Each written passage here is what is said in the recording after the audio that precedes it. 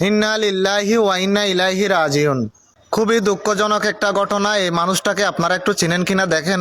অন্যান্য ভিডিও আপনাদেরকে শেয়ার করার জন্য আমি কখনোই অনুরোধ করি না, কিন্তু এই ভিডিওটা অবশ্যই শেয়ার করবেন। তো এই মানুষটা গতকাল রাত 11টার সময় গ্রিন সেন্ট মার্টিন এই এসি বাসটাতে যাত্রী হয়ে উঠেছিল ঢাকা থেকে।